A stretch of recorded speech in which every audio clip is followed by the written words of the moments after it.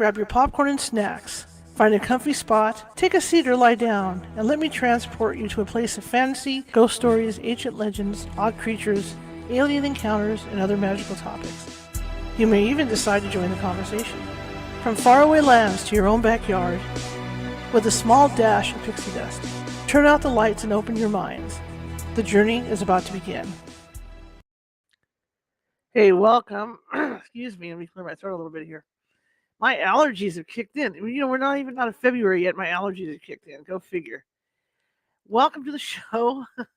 My name is Charlotte. I'm going to be your host for the next hour or so. This even got lower on me. What's up with that? The things are moving around on me here. Nope, it's not paranormal either. Anyway, I'm going to be your host for the next hour or so. I've got a great guest for tonight. I am also, the owner of the California Haunts Paranormal Investigation Team, based out of Sacramento. We are 35 strong up and down the state of California. We also have branches in Washington and Hawaii and Nevada. So I want to welcome you guys. You can find us at californiahaunts.org. Also, the radio show, you can find us at californiahauntsradio.com. See, it gets confusing. But anyway, that's where you can find us. The paranormal team is .org, California Haunts.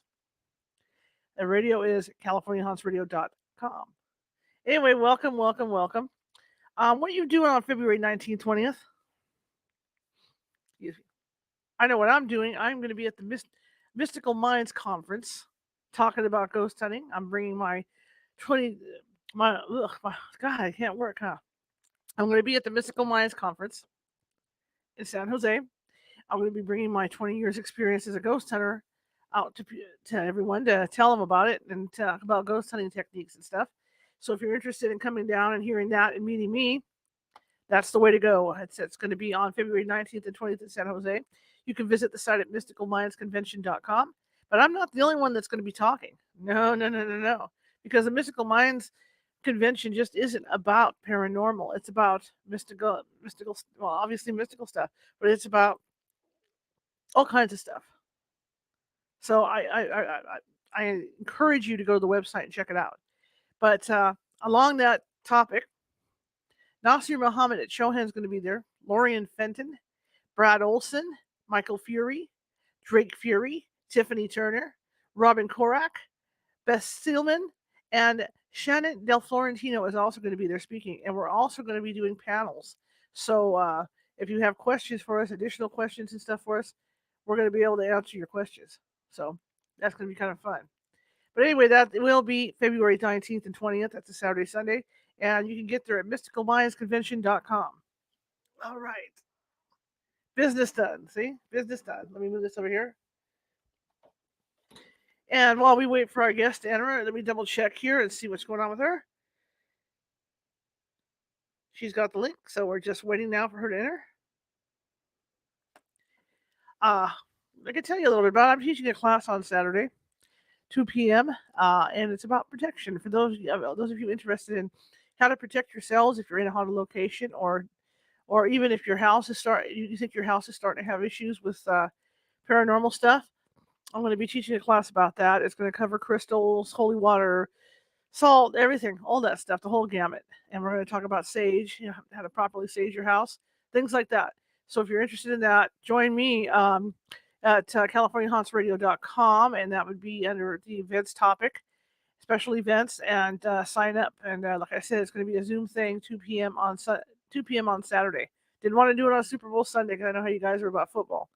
So I wanted to do that on Saturday instead. But it's also going to cover, in addition, it's also going to cover, investigating teams that are going out to haunted locations that want to cleanse a house too. There's different really easy techniques to cleanse a house that people don't realize. Plus, like personal cleansing, to keep your personal protection space. I'm going to be teaching that as well. So that's another thing. But anyway, welcome. And we've got a great show lined up for you tonight. Anna Maria Manalo was with us. Sorry, I'm a little off still because of losing my friend yesterday. So I'm still a little shaky. But she's going to be with us tonight, and she's written several books, and she writes fantasy, fantasy ghost hunt books, but she also writes true story ghost hunt books. She grew up in the Philippines and experienced ghosts, and also had friends in the Philippines that experienced ghosts. So she has a book out about that as well. And I think the last show she was on a couple months ago, we talked about that. And she's coming on tonight. She's got a new book coming out, and it's about haunted objects. So it's kind of like that show that used to be on years ago. You remember Friday the 13th, Curious Goods? And people used to go in and buy stuff in that antique shop, and they'd end up with something that was an attachment to it, or the object was haunted or something like that. This is, this is the book that she's currently going to be releasing soon. So maybe we can get her to talk a little bit about that. I know in my house, I used to collect ancient, I guess they would call it antiquities. At one time, they were real cheap. People used to sell these things, and what they were rejects from museums because they had cracks in them and stuff. And a lot of them have little like filler in them because they were trying to sell them back to the museums. And so I bought some of this stuff, and it's Roman and Greek antiquities. And yeah, I had some unwanted visitors in my house because of it. I remember when I was filming California Haunts TV, the TV show. I had a psychic come in to work with me who was a video editor, and she came in to do some video, some editing work for me. And my dad used to have this wooden desk chair because he had a roll top desk. He had this dark wooden desk chair, kind of sitting across from my curio cabinet. And the first thing she said when she walked in, she said, "There's a man sitting in the chair, and he's dressed in like golden armor, and he's got a plume on his head." And I said, "What?" And she says, "Yeah, and he's just sitting there watching everything." And I thought, "Oh my gosh, it's a Roman centurion in my house." And so the story what she picked up off the object was that there were, because I had Roman coin collection in there, with the rest of my Roman antiquities, and apparently the coins had been in the guy's eyes, and whoever came along, archaeologists or pilfer or whoever, had come along and dug up these coins, and this guy wasn't very happy about it. So we kind of made a pact, and it was interesting because he would like, I had other psychics over as well, after she left, and he would be sitting in my living room watching TV. So it was kind of interesting, to know that he liked the family, and he didn't want to cause any problems, but he was just in the living room, watching TV. And I remember it was Easter, and you think about the Romans and what happened at Easter, and one of my friends came in and said, "Oh my gosh, he's sitting and really, really interested in this TV show." And I thought, "Oh my, the Romans don't look very nice, you know, in those Easter TV shows." And I was like, movies, and I was kind of nervous about maybe it would upset him because he was up to this point he was real quiet, real cool about watching stuff. And so I had the psychic ask him about it, and he didn't understand really what was going on because he was in the generation of Romans before that. So I kind of got lucky. So eventually, what happened was that through one of my psychic investigators on the team, we found out he had told her that because I have a lemon tree in my backyard, that if I got a box and I took the coins and put them in this box and buried them below the lemon tree, that would put him at rest. And so that's what I did. And as far as I can tell, uh, he went, he crossed over, and I haven't seen or heard him knocking things around or anything like that. So apparently it worked. So that's my story about having haunted objects. And the only other one is, I don't know where she's at. Let's see. Let me do a quick email here. Let me check Facebook. Maybe she'll get me on Facebook. The only other one that I have is that my mom, at some point, bought a table at a excuse me, got a table from a friend. Oh, there she is. Our dining room table came from a friend, and there was something attached to that. And that, whatever that is still there. It's still, to this day, it'll make noises in my dining room. But I'm used to it. It's one of the rooms I don't go into unless we're eating, or unless there's people in there with me. But I get a very uncomfortable feeling in my dining room because whatever this table, this table has this attachment to it. So Yeah, and it's been there for years. Okay. Anna Maria is with us, and I'm gonna switch over to her and see what's happening with her. Here we go. Hello. Hi, good How evening. Good evening. I was just talking about haunted objects I have in my house that I bought inadvertently, not realizing it. Oh, uh-oh. What kind of haunted what kind of objects are they? Like I told them, I used to collect I can't even say the word antiquities, Roman and Greek antiquities. Statues. Everything you can think of, statues. I still have some of the stuff. Coins. I have phallic symbols. I've got Roman glass jars. Ooh. I've got rings. I've got the ceramic candle holders. I've got all kinds of stuff, pots. But I was telling them that one day there's a psychic came into my house and she says, there's a man sitting over there in gold armor and he's got a red plume on his head.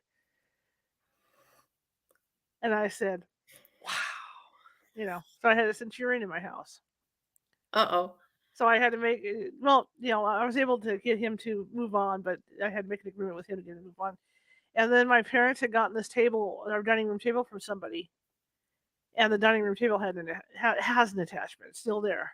And so I'm not very comfortable about my dining room. Okay. I have a Not happening house, I'll tell you. My house is a fun place, And then there's one in there that hangs out in my dining room to my den, and he died. There's nothing I can do about him. He's attached to the property. He was a fisherman because this used to be all part of the river here. And he had died on the property. He had hit his head and didn't realize he died. So he's hanging out. He walks back and forth from my dining room to my den. So can you see the phantom or do you hear the footsteps? I used to see him when I was first investigating. It's funny, guys. This is something that you have to think about. If everybody has psychic abilities, but they're just buried, down as you grow up. Yeah. And as I started investigating and I got around more psychics, my abilities started to come out. And so when I would, things would happen, like I'd go to investigation like meetings and trainings, and I used to because I still, I was still like filming in a paranormal investigator. Flashlights would pop on and off in my car when I was driving home in the dark, because something was messing with me. So I used to get home, and in this one area, because there's a divider in my living room, and then there's the divider, and then a small little area, and then the dining room's there. And I used to see out of the corner of my eye this guy, because he's supposed to be, from what I've been told, the spirit's supposed to be local because he doesn't realize he's gone, Mm. and he's stressed out over it. But when I used to walk by there, I used to see like somebody lunging for me. Oh my gosh. I don't see it anymore, but I used to see somebody lunging for me. And so my mom would laugh because I go that direction, I run. And this is like when I'm like 25, 26 years old, I'm running through running for my life because I could see this guy in the corner of my eye, just to do like a dark shadow, and I could just just make out the face, lunging at me. But he's kind of settled down. My mom passed away, my uncle had passed away. So I think that they pretty much, and I had heard that my uncle's the one that keeps him at bay, to keep him from lunging and stuff. It's interesting that you say that because when people pass away that love you, they Yeah, end up being your guardians, and then whatever is in the property kind of ends up kind of receding into the background, like they're afraid of them. yeah. And I think that was told by one of our psychics that he keeps him, my uncle keeps him in the dining room, way in the corner. And since my mother's passed, the house has been really, really quiet. It's like Nice. everything just totally settled down.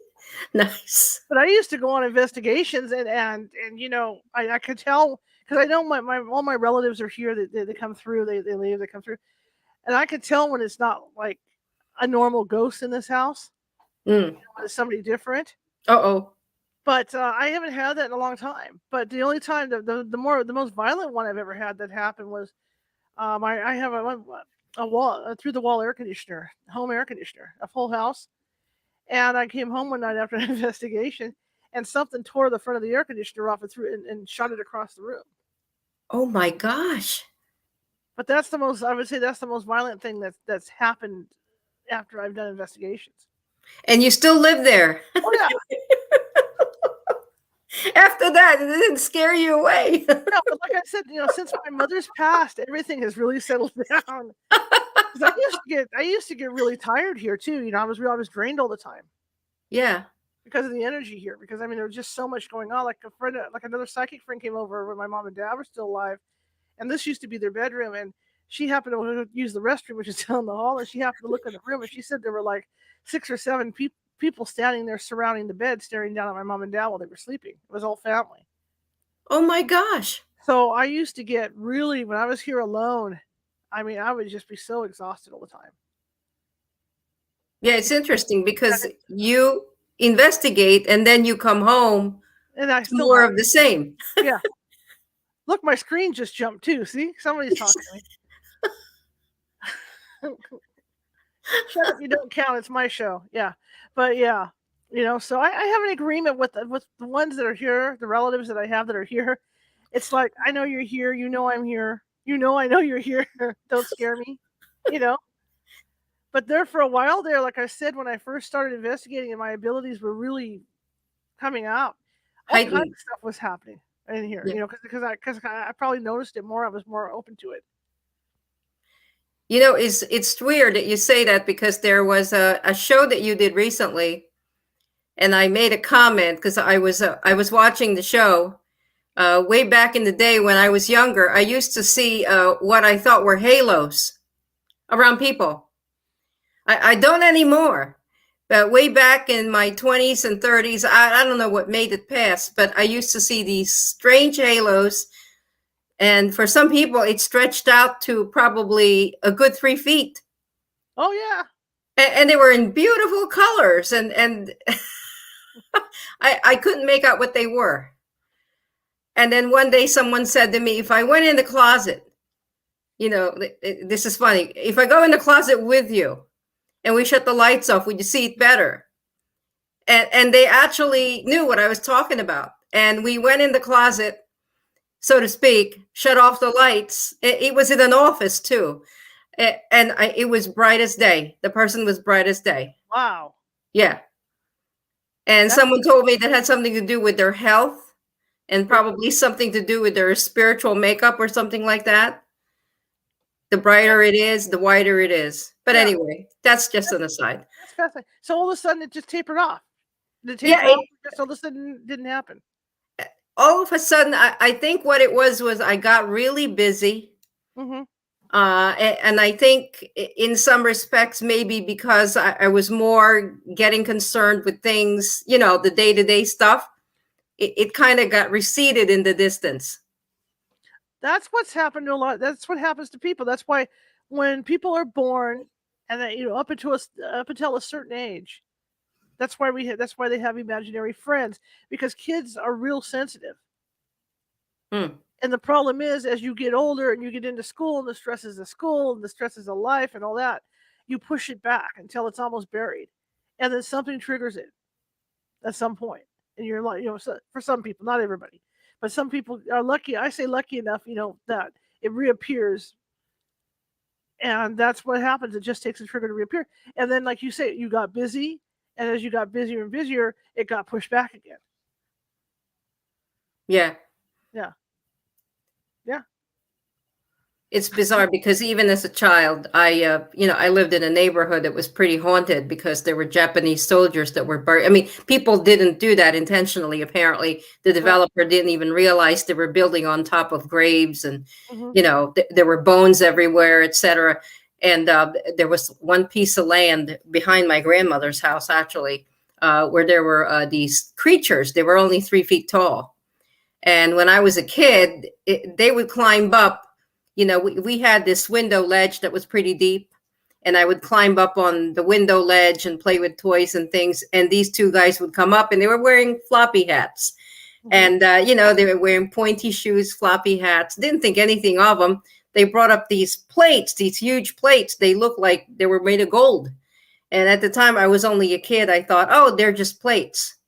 They were probably gold coins. Probably. Gosh. I should have grabbed them, Charlotte. Started pocketing them, putting them everywhere. Heck yeah. All they did was stack them up and count them. I didn't understand. And you should have grabbed a few of those. You could have, your whole family could have retired. But that's the thing, like to young kids like that, when they see stuff like that, they don't get it. I mean, my team has done dozens of cases that involve little children that are seeing stuff, and sometimes more than not, it's maybe a grandparent or somebody, but sometimes it scares them because they don't realize what's going on. Right. They don't understand what it is. But Yeah. like when people's kids have imaginary friends, I'm not saying it's all the time that it could be a spirit kind, but a lot of the time it's spirit kind and people don't realize it. That's why when you go to sit down, your kid goes, not on Tuesday or whatever, Yeah, because there's someone sitting there. because there's someone sitting there and they see it, The tough part is, the kid is not afraid of whatever they're seeing. Right. But later on, because, the way the parent reacts or the way the grandparent reacts, they get scared. Yeah. Because they're like, oh no, they died. Da, da, da, da. And then this whole schemata changes where the person starts to react with, oh, that's a ghost. I'm supposed to be scared of it. Yeah. Yeah. It could be Grandma or Uncle Bob, who knows, but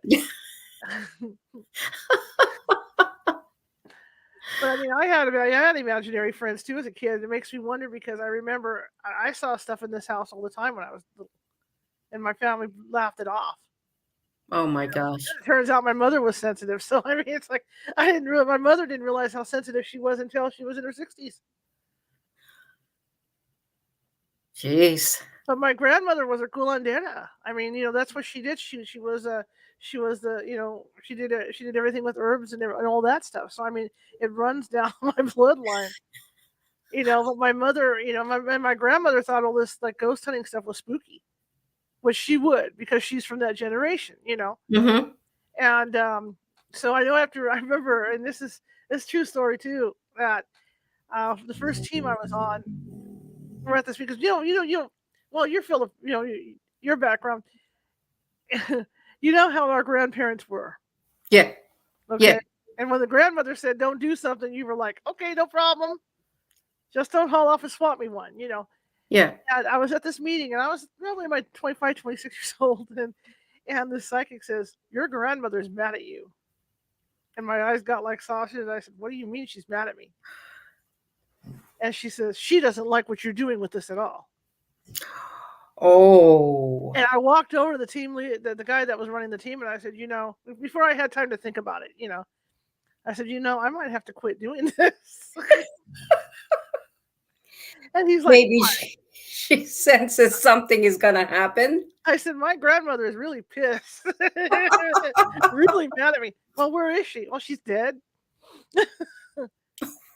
And he said, oh, Buck. And I went, no, you don't know a Mexican grandmother what they're like. Okay, you get they'll hit you with the chacas or whatever they got in their hand. But I finally was able, because of the work I sat down and thought about it, and I thought, well, you know what? Being the stuff you did with the herbs and all this, maybe I can apply that to what I'm doing. And so I actually explained it to her and had the psychic explain it to her and go, look, I'm doing what you did, only a different way. Mm-hmm. I'm helping people who are stuck cross over. I'm trying to do a good thing here.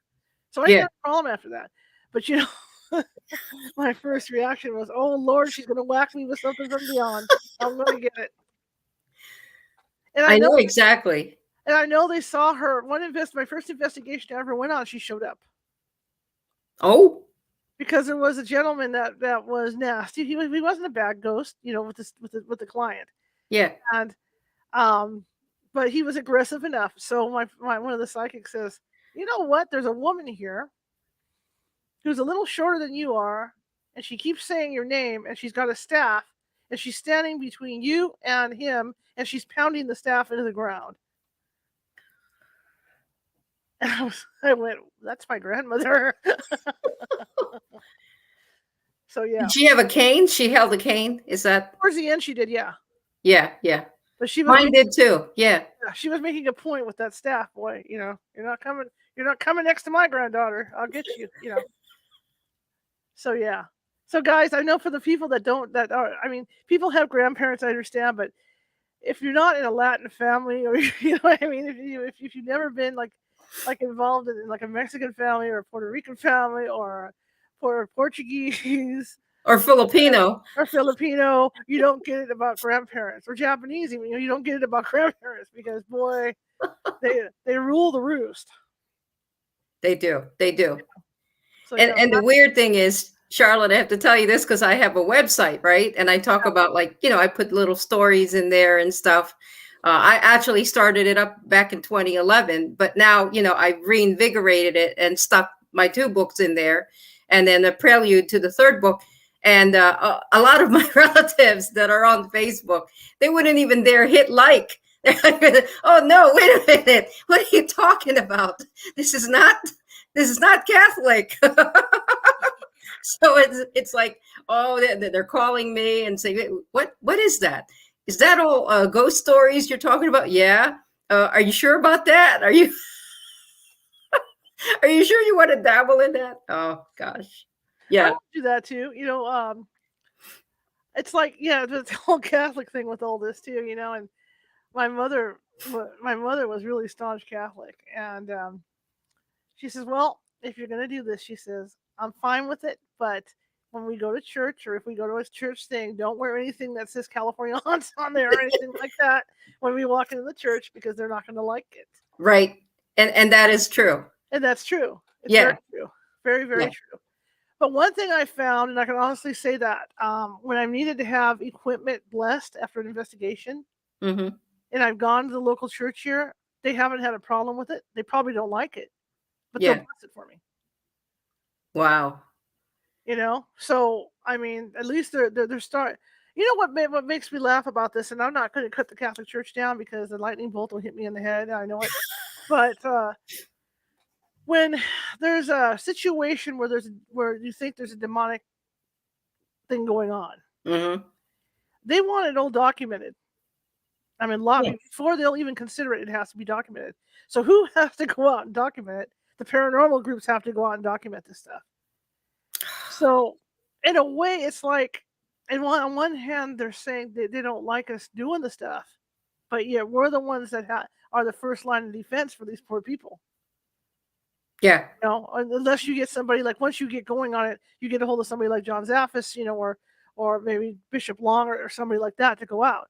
But essentially, you're the first line of defense. So your group is the one that has to go out there and face this thing off and take all the meticulous notes while it's throwing insults at you and attacking and stuff.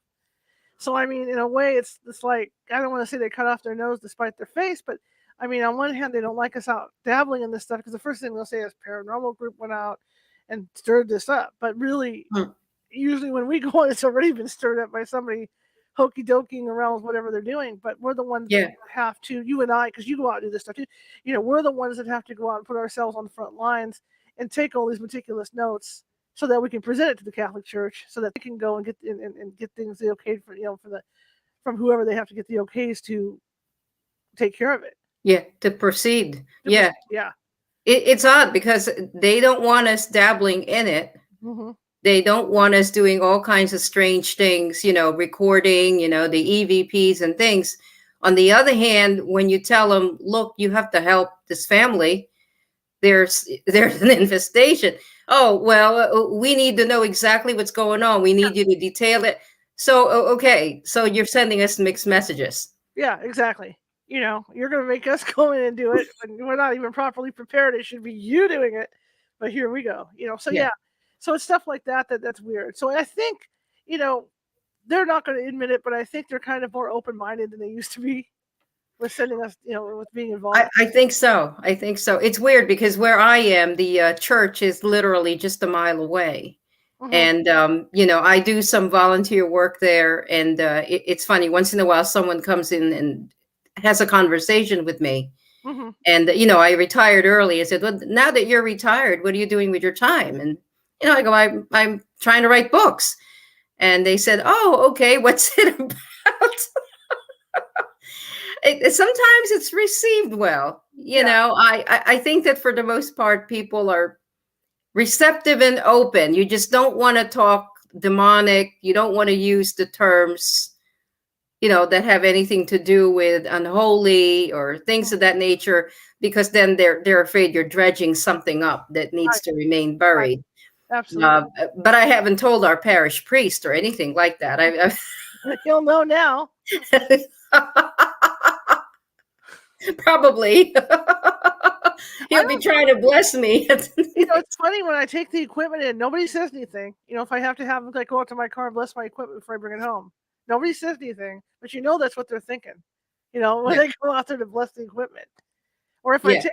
I take like 16 crosses in, you know, like for necklace crosses to Mhm. have it blessed, you know they're wondering why the heck I want to have so many crosses blessed. And usually I'm very honest. I'll be honest about it. And I'll say, look, I know you don't like it, but I do have a paranormal team. I want to make sure everybody's protected. So they don't mind, you know, to the attitude I've gotten is they're kind of happy with that.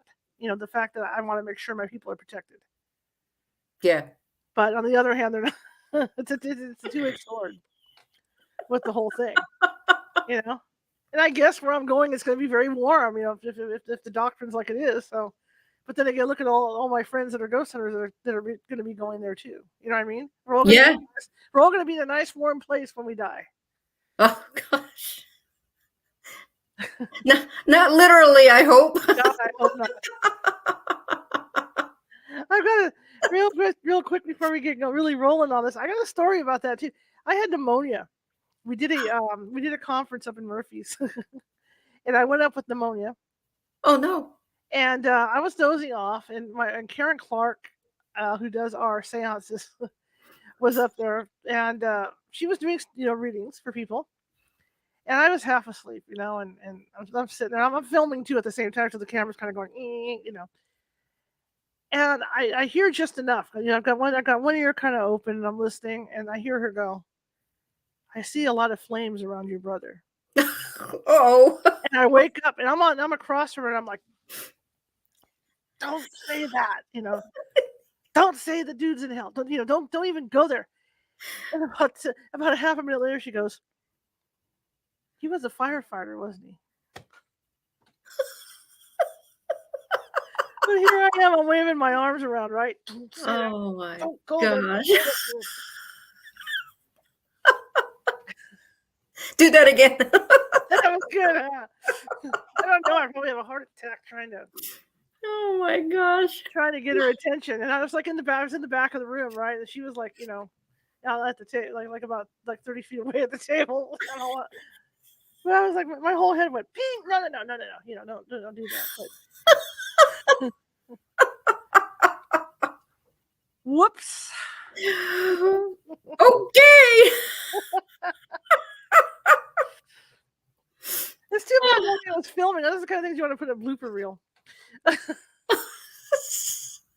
Things that go on when you're half asleep. You gotta be careful. If you're half asleep and you hear somebody say something, make sure you verify, figure out what they're saying before you start waving your arms around in a state of panic. So how did it go? It went fine. Oh, it went fine. It was a hit. Yeah. Good. She's very good, and you know, I can't deny how good she is. You know, so that was just me. You know, I was half asleep, and all I heard was he's surrounded by flame. And I thought, oh my God, you're getting a reading where the guy's in hell. Don't go there. Yeah. So you got this. Cool. You have a new book coming out, right? Well, I have a book that came out right before Halloween. And then I have another one coming out in probably late spring, I would say, sometime in May. So the one that came out last October is actually in a novel form. It's nonfiction. And it's, well, it's a long story. So I don't know which one you want to hear first. It's going to be one of those nights, you can tell. At least I got all my buttons pushed at the beginning of the show, because usually I can always tell it's going to be one of those nights when I miss a button when I'm doing stuff in here. Well, which one do you want to talk about? What do you feel more comfortable talking about? Up to you. You're the guest. Well, the one that is coming out, incidentally, I know you're reading excerpts of it, and that one is halfway done. Cool. But there are some stories there that are already, written and revised, et cetera, et cetera. But the one that's already published, yeah, I could talk about that, because Okay. that one was a very interesting situation where the woman literally I met during a dinner. Um, One of those things where, I harvest my stories from people that I meet during Sure. my travels and anywhere, actually. But for the most part, I never really expected to meet this woman. And the circumstances were interesting because it was actually a birthday party of sorts. And they closed the entire restaurant to accommodate everybody that was there. Mhm. She happened to be sitting next to me. And at the time when I met her, she was already in her, I would say, late 80s at Mhm. this point. Mhm. So it was a few years ago. And she started asking me what I did, etc. At the time, I was working as a school counselor. And so we were talking about that. But at length, you know how things go, Charlotte, it turns to ghosts. Mhm. I don't know why it turns that way, but it does. And so then she started to kind of like assume this pallor. She kind of like stopped. And I was thinking she was thinking in her head about something, mulling over whether she should share it with me or shouldn't she share it with me. I mean, bear in mind, this is a huge party.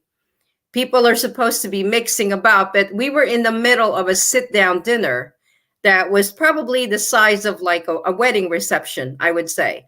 Mhm.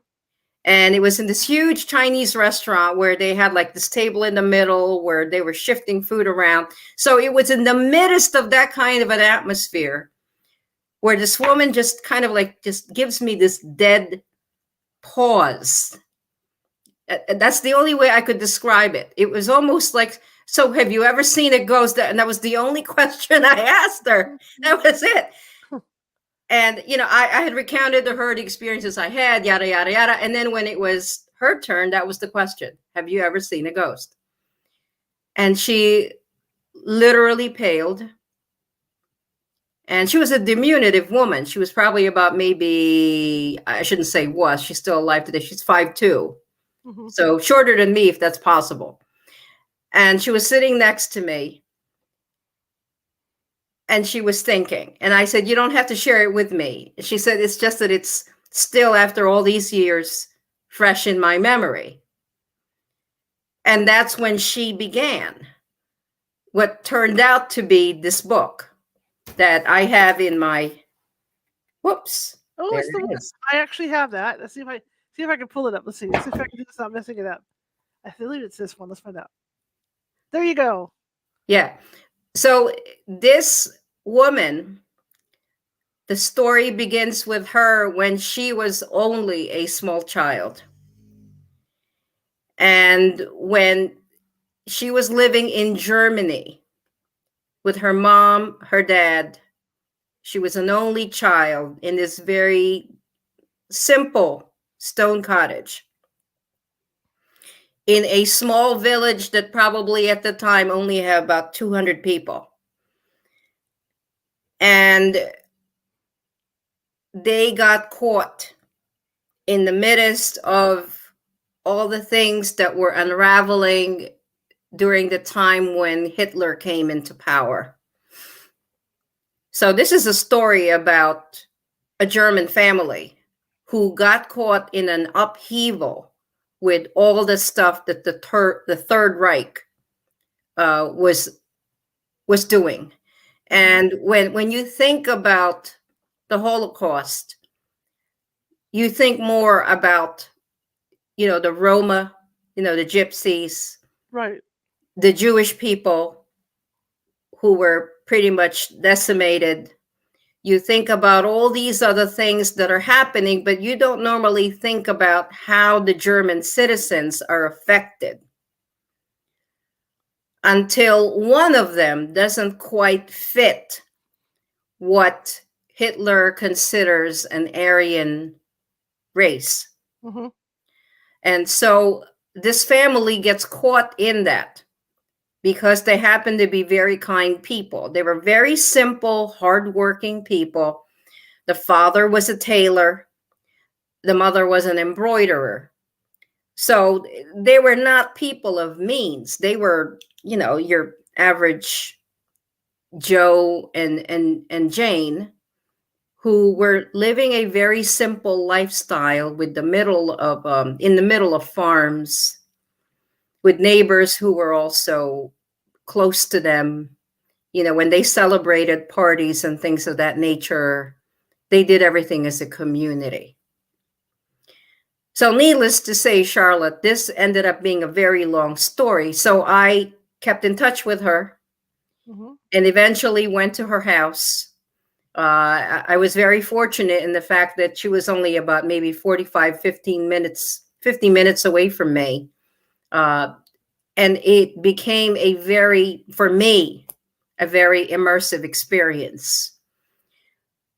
And I won't give away any spoilers by any means, but it is a ghost story. And, whoever reads it, they will see what happens to people when they die a tragic death, especially a violent one, in the prime of their lives or when they're still children, as in the case of this one. I think what happened to her really had quite an effect for the rest of her life. Because as she was recounting this to me, not so much when I first met her, because, like I mentioned before, she was really reluctant to open up because I just met her. And so pretty much I was a stranger. The only thing she knew was I was a friend of the family who was having a birthday. Other than that, it was almost like we're just exchanging ghost stories. But this was not just your simple ghost story. So by the end of the evening, I really just had to say to her, I'd love to have your number. I'd like to talk more. I think you have a very unique story here for the purposes of people who write novels or, nonfiction accounts. It kind of crosses the boundary of not just history, but also of the paranormal. So it's unique in that way. And what woods were this? Where does it? Where is it set? It's set in Germany. Okay. So if you look at a map of Frankfurt, okay, I think it was about southwest of Frankfurt, outside of Frankfurt. This family really didn't have much to begin with, and so the father would take his tailoring and try and sell it to Frankfurt, where everything seemed to be. And they would schedule periodic trips there. By the time the story is done, they had crossed over to a different area. And I won't be explicit in that sense. But it was very painful for both her and her father. Let's put it that way. Well, when you think about the history, we'll talk the history of Germany anyway. I mean, I don't think there's an area in Germany where there hasn't been. I don't want to say. I'm not just talking about World War II. I'm talking about even World War I, going back. Because I know my grandfather fought in World War I in the Argonne Forest. He was fighting the Germans even then. That there probably is a lot of energy in Germany, especially in outlying areas and stuff. Because there's all that emotion from the soldiers over the years and everything that went on. But even during medieval times with the knights and the serfs and all that. I mean, there's a lot of fighting going on with other countries and stuff. And like I said, old countries have ghosts. You know this to be true, and I know this to be true coming from a very old country myself. This was a situation where there were just a lot of massacres and a lot of murders and a lot of things happening practically from house to house because they were ransacking people trying to see if they were hiding someone. Right. And something that used to be so idyllic, and a life that was just so simply wonderful with, plentiful food and sunshine and the company of family being near you and friends, suddenly all that is torn apart, Right. in a space of like a week. And what I found about her is that I think when people go through something like this, they become very strong. Mm-hmm.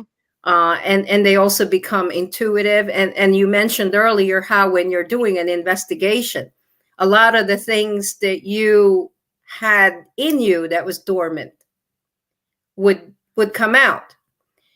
And I remember one time when I saw her, I came up to visit probably a total about 4 or 5 times to complete segments of her story. She was actually telling me about some things that she wasn't aware she was capable of doing. Mm-hmm. Like sometimes she felt that she could sense people before they were actually going to come and knock on the door. That when you sat next to her, she could tell the next question. It was almost like she could read minds. Mm-hmm. And she said that during the time when she was traveling through the forest because she had to escape, Mm-hmm. this was a girl who by age 12 was a Nazi youth leader. Just to give you a little bit of background about her own family. During the time when Hitler came to power and the Third Reich was trying to institute the program, what they call the Aryan race, they wanted all the children indoctrinated. They wanted the children to be involved in something called the Nazi youth. It was like a little army. They were given propaganda. They had teachers. Some of the teachers are as young as age 14, which is what Krista was in this particular situation. Her parents were not in favor of the SS, the Third Reich, and the entire philosophy behind it. They never thought it would become so bad that they would become embroiled in it and they would be torn apart. They were very quiet about their political views. Krista was told, don't ever speak or talk anything against Hitler or anything that they ask you to do. Just go with the flow. There's a compulsory age that by the time you're 12, you're supposed to be in the Nazi Youth Corps. So she wasn't in agreement, but because they had to go along with what they wanted, she got enlisted. She wore a uniform. And because she was so good at teaching these younger kids about the entire philosophy of Adolf Hitler, she was actually held in high esteem. The teachers were very proud of her. She was a quick study. And they would play as children would. Mm-hmm. And she would just tell them funny stories that had nothing to do with the propaganda books that she was given. So to have that, I mean, to be that high esteem and then to have it all taken away was very traumatizing. Yeah, because what happened was one day they were discovered. They had a child, and her mother treated the child in the house who suddenly just popped in one day. The child at the time was still in a stroller, just to give you an idea how young the kid was. I think the kid was probably about 2-3 years old, sitting in a stroller. The child happened to be developmentally challenged. So there is something in the Nazi program called T4. And T4 was one of the programs of annihilation, annihilating anybody who had any kind of disability, whether it be a physical disability or a mental disability, which is what this child had. So they hid her for years. And that's when life started to unravel for them, when they were finally discovered. Yeah, that's because they were going for, the perfect race is what they were going for essentially. Yes, yes. And the interesting part about this, it wasn't evident to them how bad things were until they entered the woods. And that's when you got to see everything playing back like a tape. Hmm. All the energy from the people who were murdered and massacred and tortured played itself out. And it was almost like you were walking into a movie theater where you almost, I hate to make the analogy, but the way she explained it to me, it was almost like there was no corner of the wood that was really, when you think of the woods, when you think of the forest, you usually think of serenity. Mm-hmm. You know, you go out there to take a hike, you go out there to go camping, you know, you sit by the, as they say, you sit by the bubbling brook, Mm-hmm. or you go fish in the river. In this case, all that serenity was gone. And that's what this book centers on. Incredible.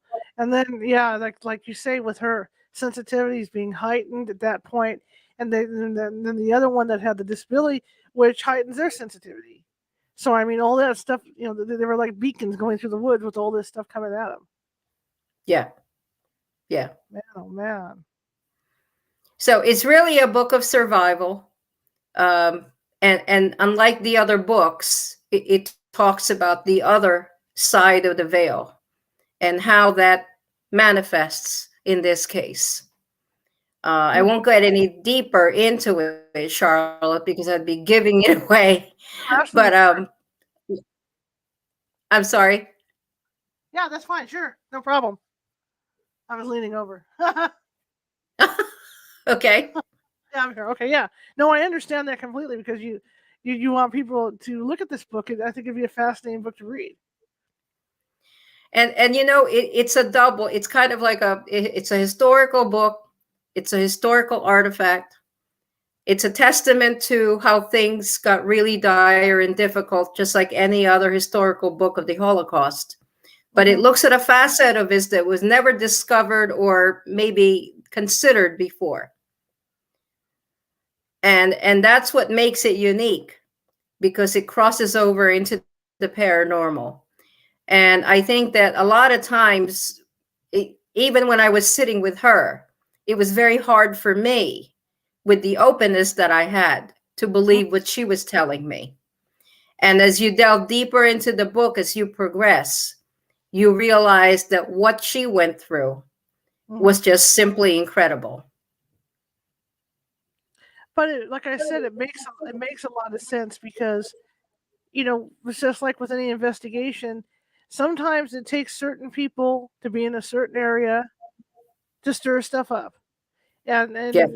if she was right for it, if the baby was right for it, and maybe even her mother, because it runs in families, so maybe they were all right for it. Walking into the woods going through the woods like they did with all the history in those woods, they're going to stir it up. The interesting thing about it, when you say right for it, she was 14 years old. Oh, She yeah. just celebrated her birthday. Yeah. At 14. She was living with a woman who was very high up in the Gestapo, because they were really training her. Well, they were really brainwashing her in a lot of ways.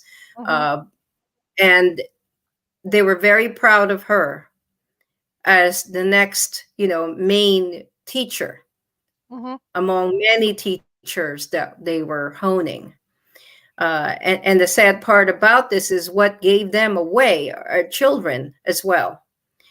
I think that the way Krista treated the whole thing was she was going to navigate her way through however painful it was going to be for the sake of her family so that they would survive. And in doing so, she had to look for a way not to be detected because she defected. And by defecting, she had to hide in the woods, sleep in the woods, forage for food in the woods. And when she stepped in there, the only thing she had was a basket of bread. Wow. She had no water. She really only had, the dress boots that she had gotten from the Gestapo woman. She had maybe one change of clothing. She had a light coat because it was springtime. Thank goodness that it started in the spring and ended towards the fall. I don't know what would have happened to the girl if it had been wintertime. No, because winters are horrible. Yeah. Yeah. But so you've got the physical stress of it, the stress and fear of being detected, which would have led to something else. Right. And then you had at this point Russians coming in because the Russians were, slowly making their way down. And she was German and she was wearing a Youth Corps uniform. Oh boy. And then on top of that, Charlotte, is when she started encountering these things that, you can't shoot them with a bullet because they're already dead. Right. That's a great book. That's going to be on our reading list too, you guys, for our Sunday reading. We got some, in fact, you guys, we have some of Anna's books coming up, or excerpts from Anna's books coming up after we get done with the Ghost of Flight 401. It's part of our reading. Wow, what a story. How long did it take for you to get the whole story from her? I actually started it about 2 years ago when I met her. I wanted to keep in touch with her right after that party.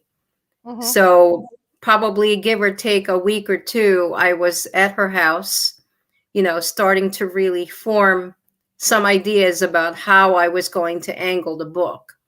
And I decided I would begin with the loudspeakers that were in the village when she first heard Hitler's voice in the loudspeakers, issuing orders to the townspeople.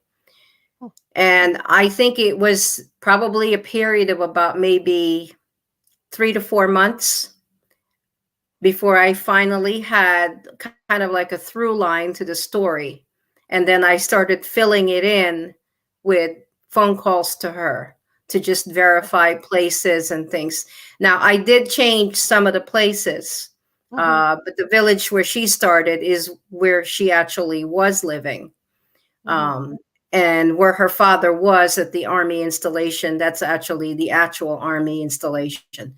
So they separated the entire family, which left her by herself. Now, I have a question. But you mentioned... Yeah, go ahead.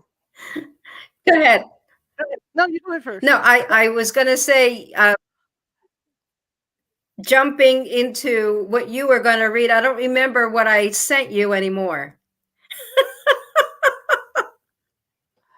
Well, then you're going to have to be surprised too, huh? No, I'm kidding.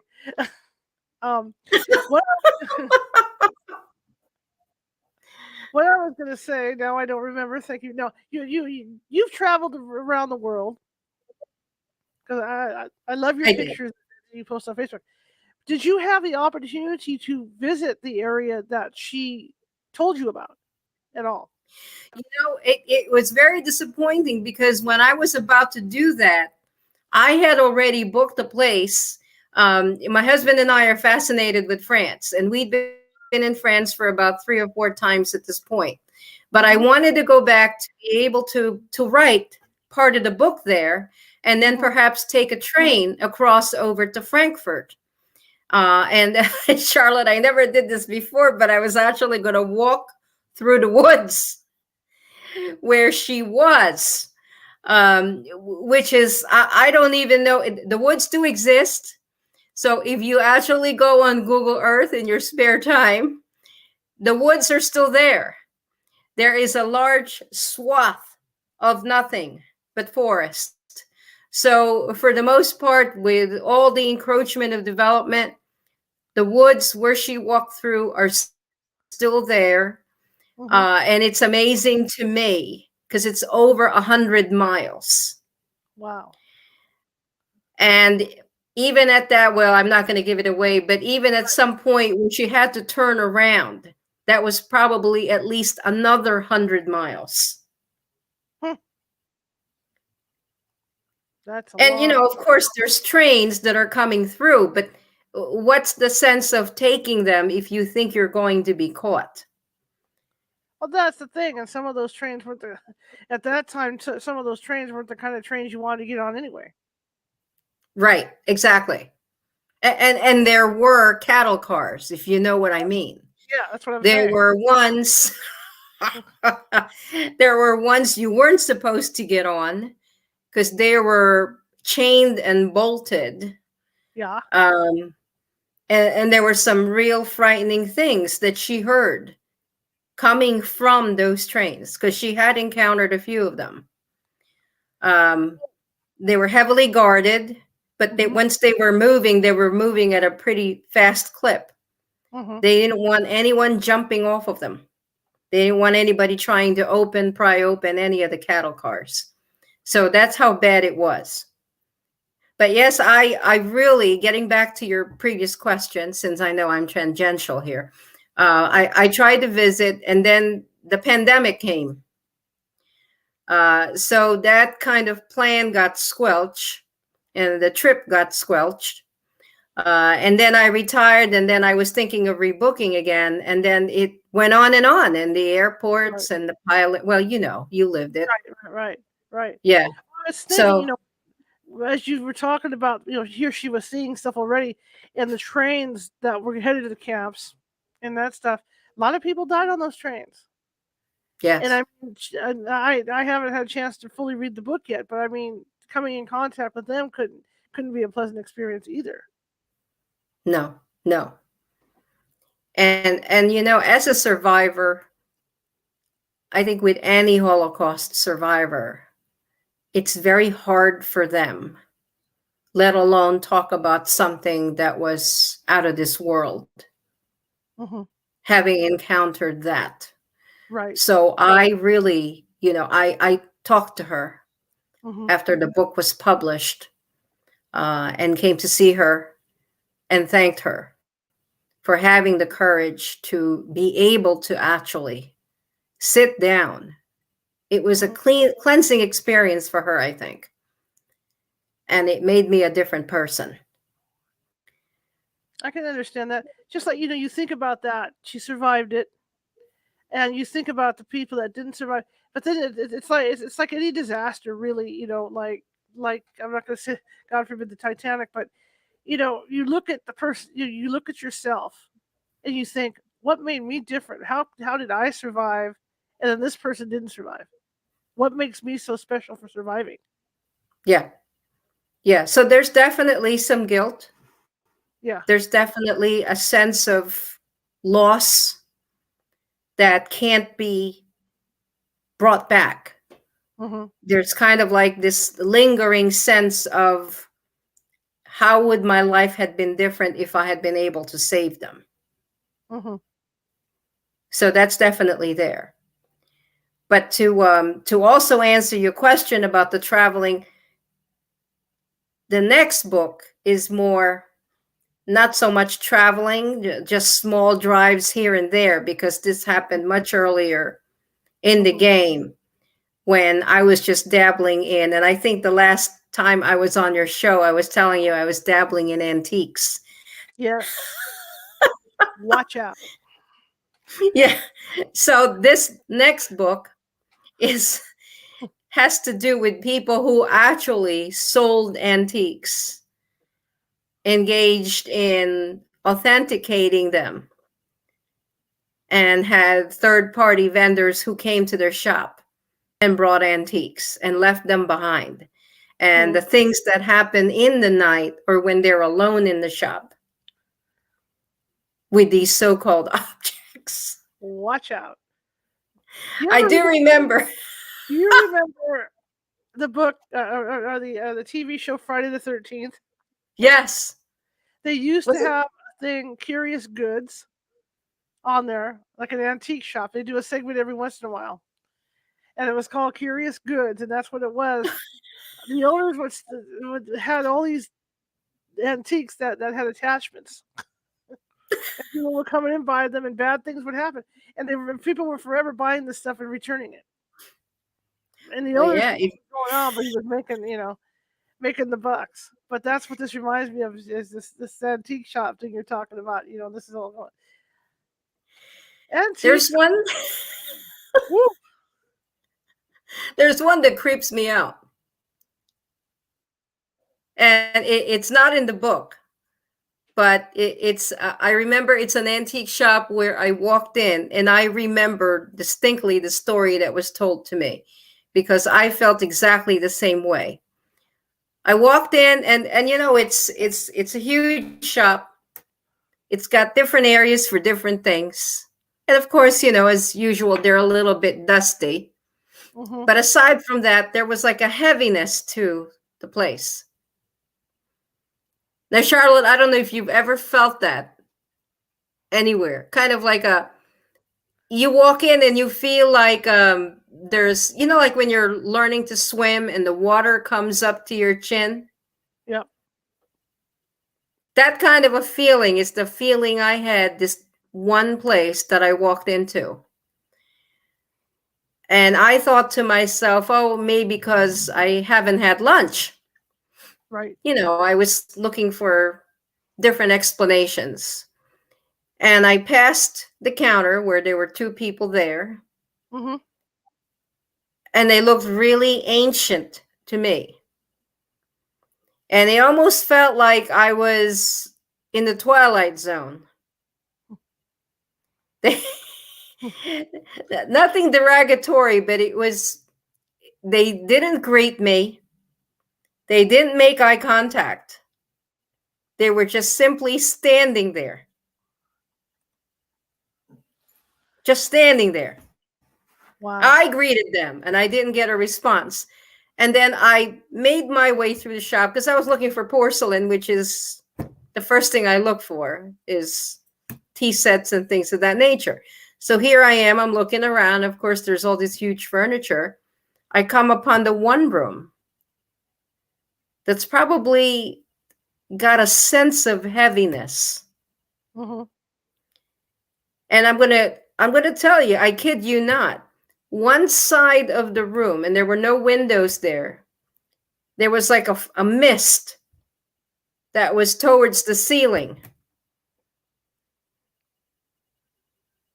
You tell me what that is, but I didn't stay very long. Very busy location. That's what that is.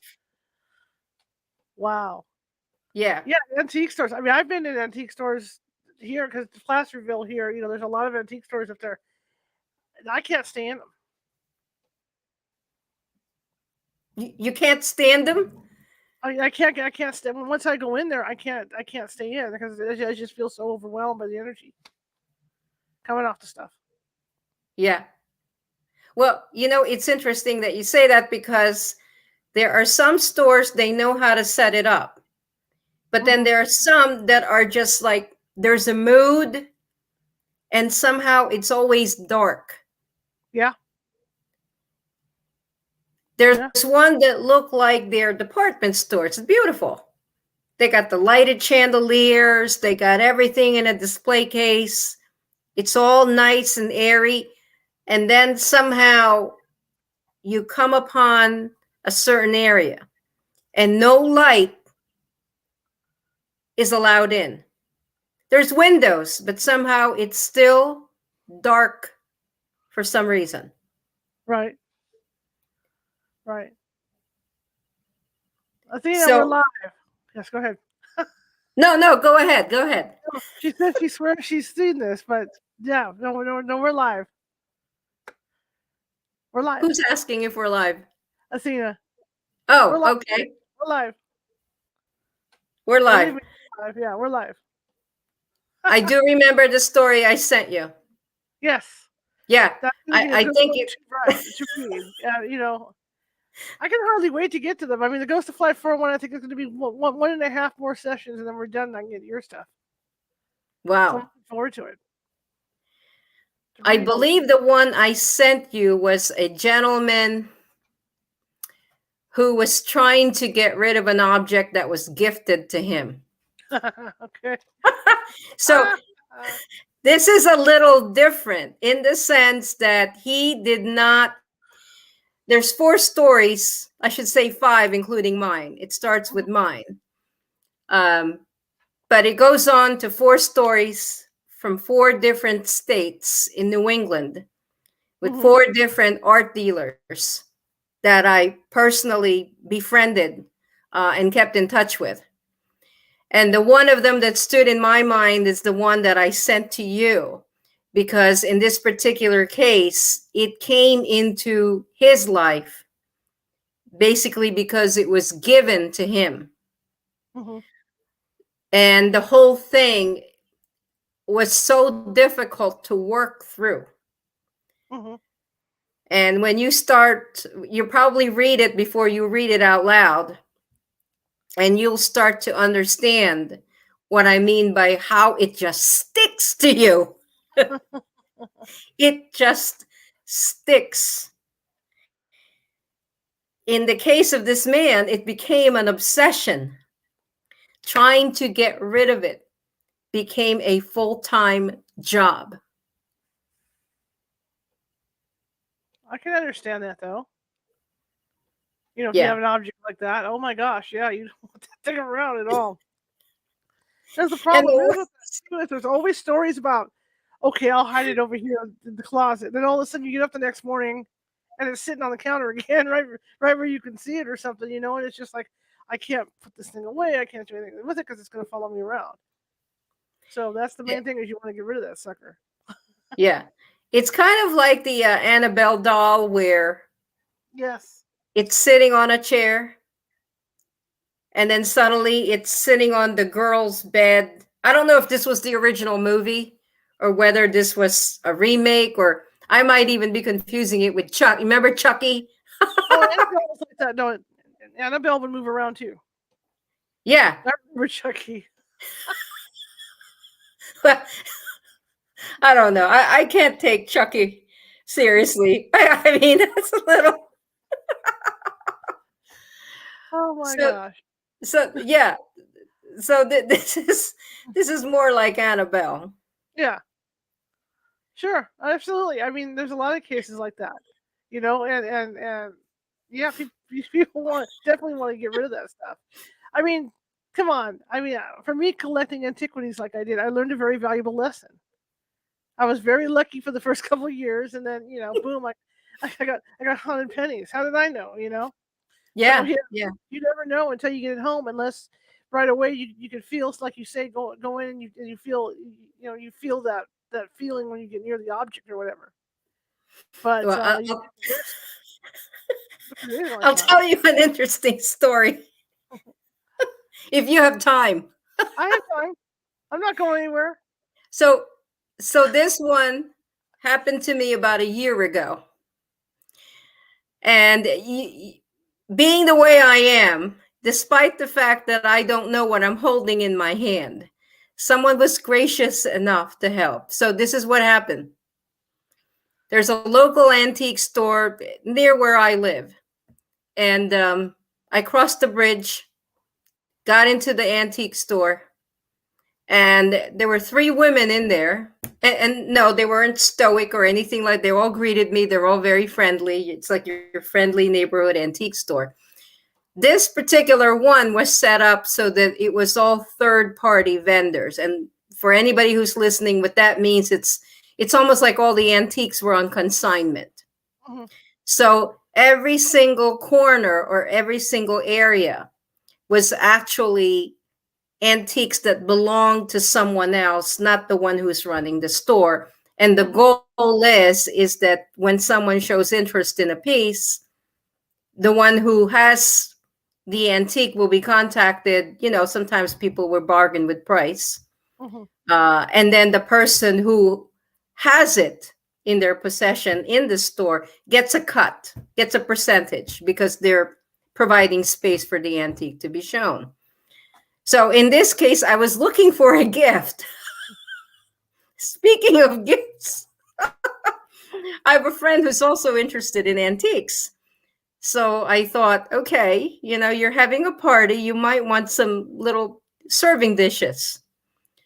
So off I went and I homed in on this particular store because I knew they had a lot of porcelain. Mm-hmm.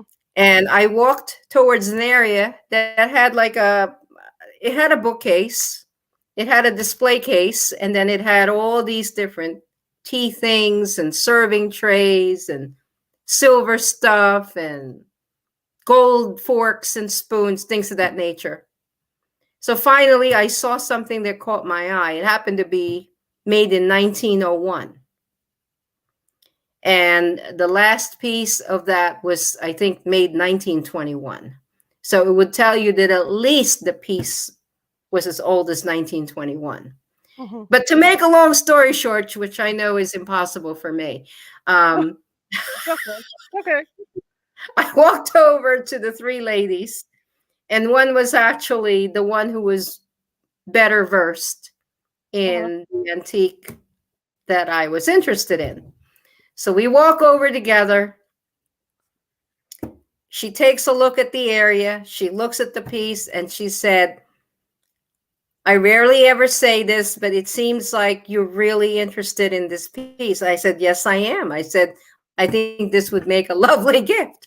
And she said, just be aware that everybody who's walked up to this, some pieces have fallen and we've broken some of the porcelain, some of the china. I said, oh. So I backed away. I said, is it flimsy? What I meant was the display case. Yeah. Is it flimsy? I don't want to touch it. I think that's why I called one of you so someone can pick it up and take. No, hon, she said to me. It's because of what's in the display case. When it doesn't like the buyer, something falls out of the case. Wow. I had to process that because honestly, Charlotte, I've been through so many antique stores. No one has ever been that honest with me to tell me nothing fell. Nothing fell. So she said, why don't you walk up to it and I'll hand you one of them. It was a serving tray that had 6 other little small things on it. Mm-hmm. And she picked up one. She had to turn it over and show me that it was, signed and all that kind of stuff. And she put it back. And we stood there for a little bit. And I said, nothing is falling. And she said, yes, it's safe with you, so you could buy it. Whoa. And I did. So it stayed in the house for probably about a week. Nothing happened. I put it down, somewhere in the dining room. And then finally I wrapped it up. I didn't say anything. And they still have it to this day. Nothing has happened. Wow. Whew. At least she was honest about it. Most dealers will want to get the thing off their hands and not care. Just Yes. to move it in stock. Yes. That's incredible that she was so honest about it. Well, maybe she had an affinity for it too. We don't know. She could have. It could have been connected to her, and her connected to it, or whatever. And it could have been something like that. But that's it's interesting. Yeah, it is incredible because a lot of times when people encounter something like that, either the buyer detects there's something wrong with it and walks away, which is in one of my stories, or they're somehow drawn to it and they don't know why.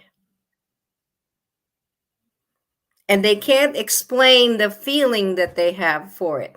But whatever it is, it's not healthy. It becomes either an obsession to get rid of it, or a lot of things just fall apart in the house.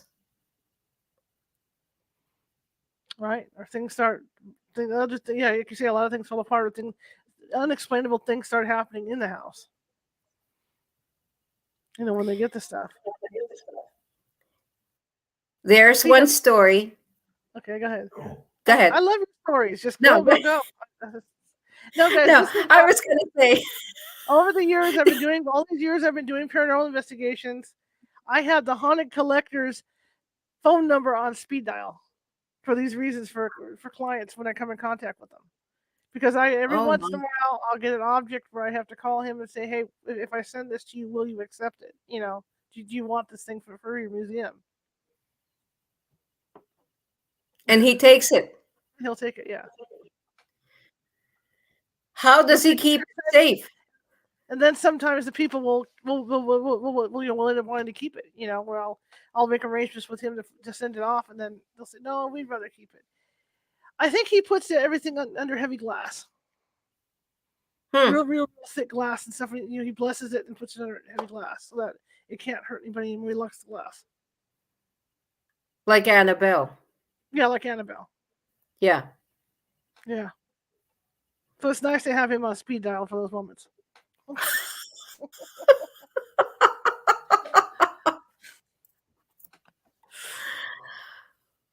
But there honestly, was one. Well, honestly, I've yet to send him anything because usually the people decide. You know how people are about haunted stuff now, and ghosts and stuff. Usually they're like, well, I don't think it's doing that bad of stuff. I'd rather keep it because it's a piece I could talk about. Yes. Okay, that's your choice.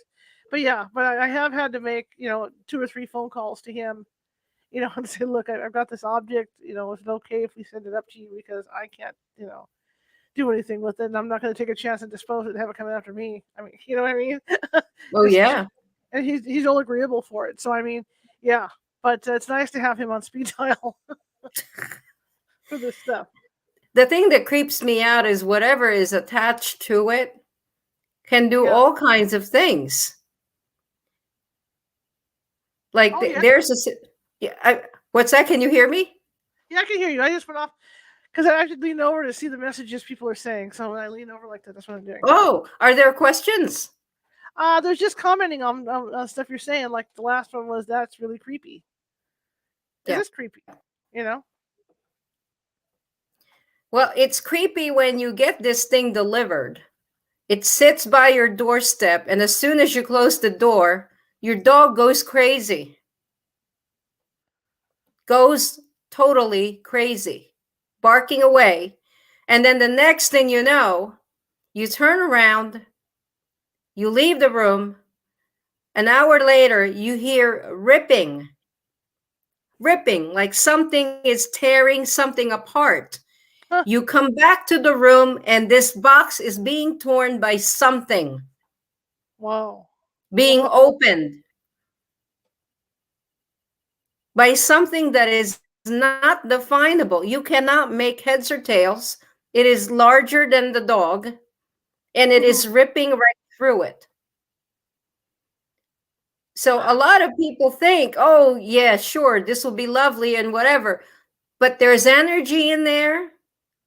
I'm going to get on my soapbox now. There's energy in these objects. And if you don't sense them from the get-go, you end up taking home whatever is in there. Just saying. And one of my stories is this poor woman who flies out to Poland. She's looking at all these beautiful urns. Beautiful. Porcelain, King Dynasty.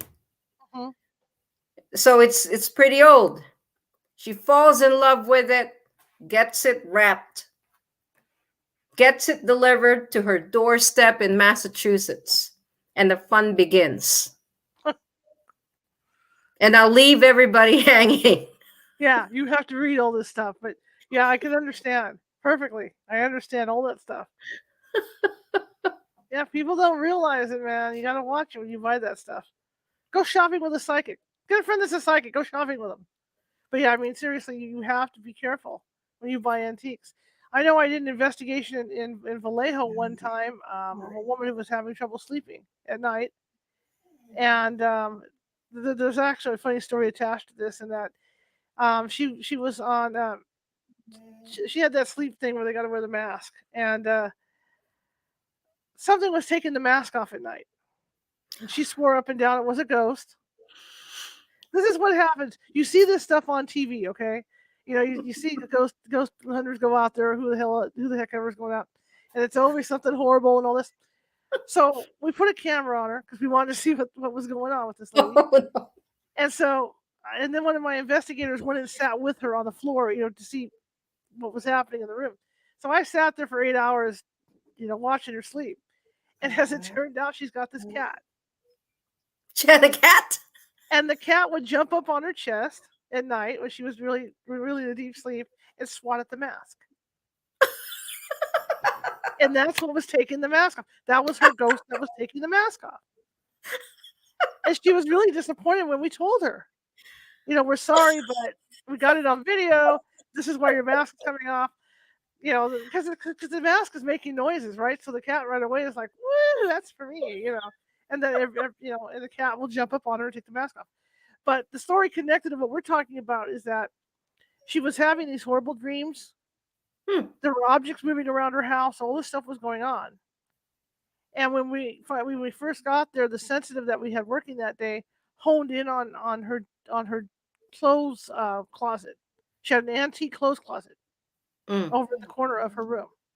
And when the gal walked over there, she said, "Oh my God, there's blood all over this closet." And apparently, according to her and the research we did, this thing came from like the 1800s. And this guy had killed his kids. Oh. And he chopped them up and put them inside the drawers and everything in this closet.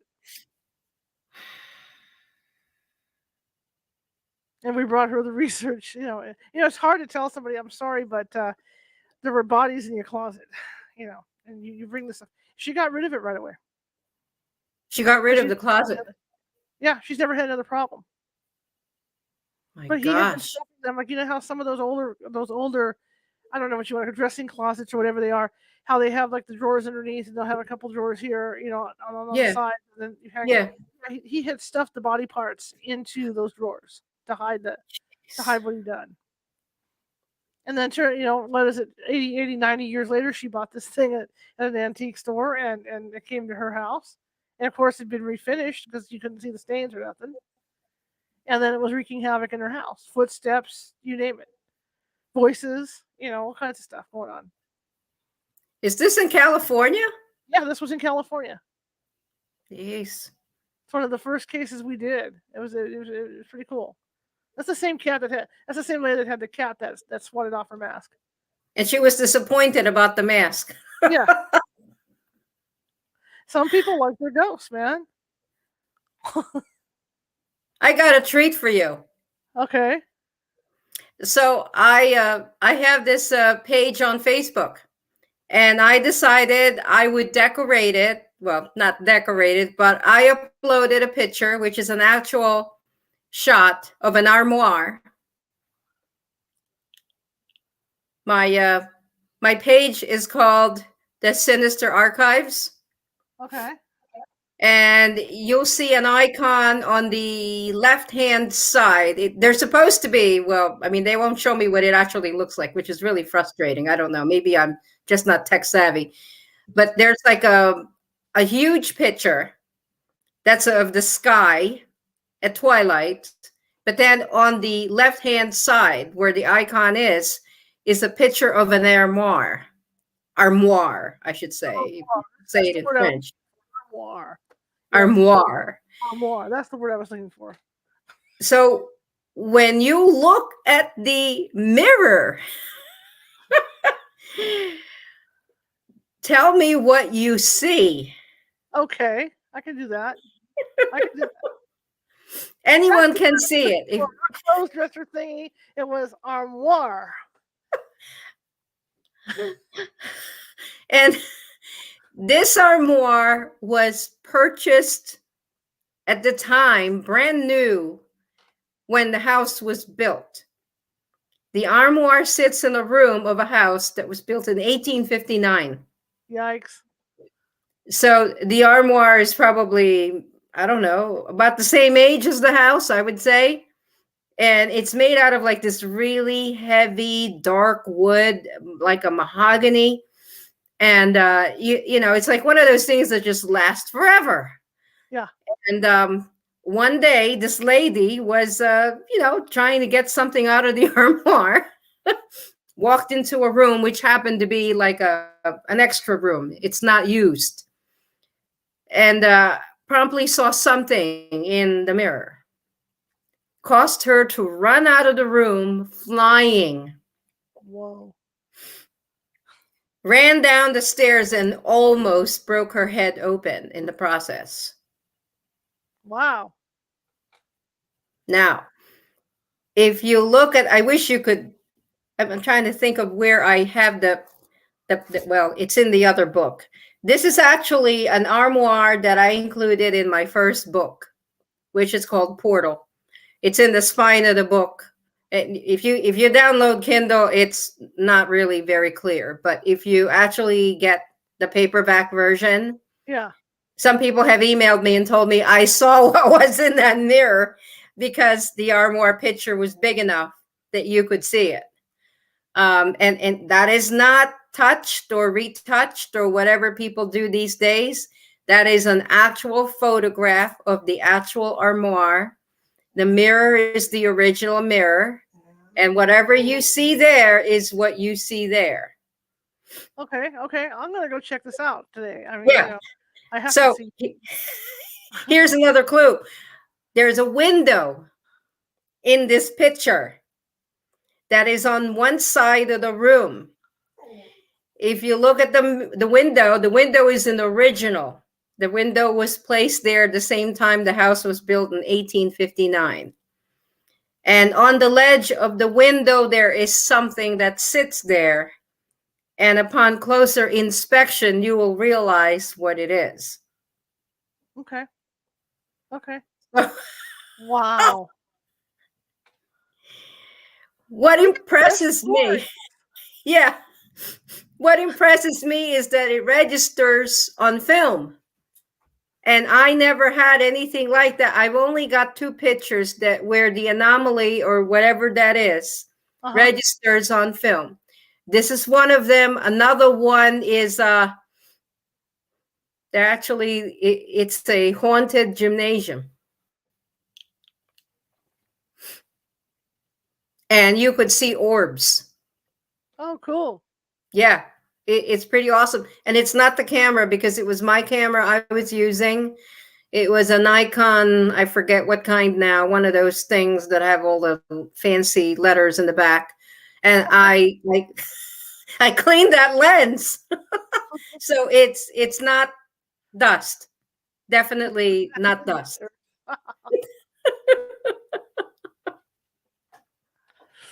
The higher tech you go, the more dials you're going to get, okay? Yes. Yes. Yes. I'm going to check these photos out. Oh, my. Anyway. That's awesome. That's really awesome. My God, another hour's gone by. You believe that? Yes, I believe it. Every time we get on, every time we do this, we just start going and going and going. Like the Energizer Bunny.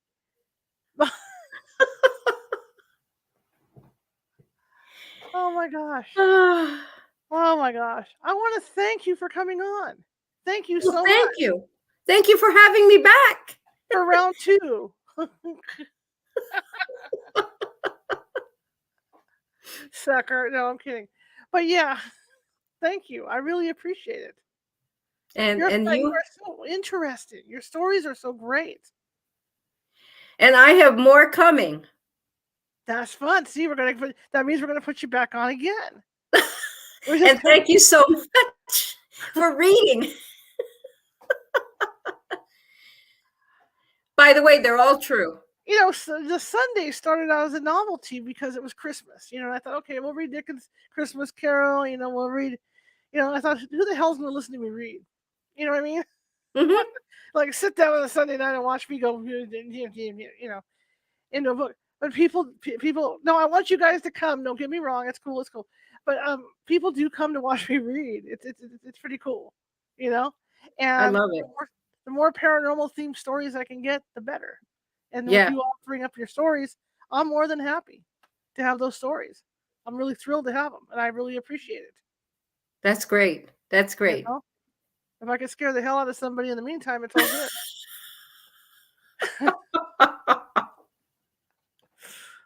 It's just how I am. Well, I tell you, it's interesting when you're listening to it because it brings you back to, the times when people used to read to people campfire stories. I love that because you're thinking in your head what's happening. And, Yeah, and I think that's part of the thrill of it is that you're anticipating kind of like a radio. Well, yeah, it's a radio show. like old time radio. Yeah, Yeah. Yeah. I thought about doing one of those too, just for fun with the show, just to play around and get some of my team members in here, and just go Yeah. on the screen and do the Yeah. sound effects and do everything like an old time radio show. Yeah. It'd be kind of fun to do one time too. That would be great. Yeah, it'd be really fun. Take Anyway, different parts.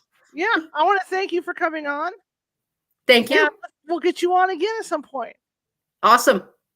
Sounds good. All right, Anna. Thank you so Have a good much. night. I appreciate it. You have a good night. Bye bye. Okay, guys, that was fun. She's always fun to have on, and it was a blast tonight. I can honestly say that. Thank you, Anna Maria. California Haunts is a nonprofit organization, and if you see that little ticker going along the bottom, you will know that this is my moment to beg and plead. Because it's a nonprofit organization, all this comes out of my pocket to finance the internet and mics and all the goodies, the computers and all that stuff. And if you could help me out a little bit with keeping the show on the air, that would be great. That's paypal.me at California Haunts. Or if you're uncomfortable with PayPal, that would be Venmo. Forward, I guess it's at California Haunts, or just go to Venmo and type in California Haunts. Any little bit you could contribute would be great. Like I said, I want to keep the guests coming. I'm enjoying doing this. We're booking for March right now to bring in more good shows to you guys, and February schedule, which I'm not going to show you guys because it's a secret. But we have some really good people lined up for February as well. But if you could help me out a little bit, with some of the expenses here, that would be great. This all I do is the radio show. I work hard at it. So that would be, again, paypal.me at California Haunts and Venmo and then California Haunts. If you like the show, share it with 5 people. If you hated the show, share it with 5 of your enemies. We're equal opportunity here. And also, I would really appreciate you subscribing to our YouTube channel. I'm going to be making some changes on there, so when you type in the title of the show of the radio show, you'll be able to find us better. But the easiest way to do that on Google is to Google California Haunts on YouTube, and it will pop up. It should pop up for you. And if you can't do it that way, then go to our website at californiahauntsradio.com, and the video on the front will take you to that YouTube channel, as will our archives. Those will also take you to, if you're going to look at our archives, which go back for the last year and a half, that'll take you to that YouTube channel as well. But while you're watching the YouTube videos, if you haven't already, so please subscribe. There's a little ghost down at the bottom. That's the team mascot, and he or she has a Sherlock Holmes hat on, along with a big magnifying glass. And you click on that, and that will make you a subscriber to our YouTube page. So I would really appreciate that. Tomorrow, we have a couple returning guests, Doug and Jane Anderson. Doug was on a couple months ago talking about the haunted USS North Carolina. And he has a lot of other really cool investigations that they've been on. And so they're both going to be with us to talk about those investigations. So they'll be here tomorrow at 6:30 p.m. Pacific. I want to thank everybody for coming, and I'm going to share Anna's information so you can get her books, and know which books to get, and then down and purchase her books or visit her website. Even she's got a really cool website. And if you play this back, you might get to go visit that other page she's got, because that's where I'm headed after this. I want to see this haunted armoire. But again, I want to thank everybody for coming tonight, and I really appreciate you guys like Jerry and Athena and Marisa and Jennifer, all the people that follow us consistently, because that's what it's about, is to have an audience that comes in consistently. And for everybody that's new that has been joining us the past couple weeks, or month or however. I really appreciate you doing that as well, because that's what we want. We want to get a good following going here. I think we've got a really good product, a really good show, and so we want to keep that flowing. So the more you could spread the word about us, the better it is. Okay. Anyway, thank you guys, and I'm going to go ahead and put her information out there. Hopefully, I'll push the right button this time. Here we go, and there we go. Oh, maybe I didn't. Hang on a second. Let's see if I got the right one. Okay. One of these, one of these things is not like the other. Okay, hang on. Okay, anyway, I don't know what's going on here. I don't think I grabbed the one. Let's see what happens. Just bear with me for a second. Don't disappear. This is not what I wanted. Okay, let me try the other one. We should have had her website pop up, but it didn't. So somewhere along the line. Okay, I must have grabbed the wrong one. Anyway, go ahead and Google her name, and she will pop right on up with her books. Just and you'll see her website. I feel bad for not being able to do that. For some reason, I do not have that graphic. So, well, everything went well until then. That's just how it is here. Okay, I will see you guys tomorrow, and I really appreciate you coming. Have a good evening, and again, see ya.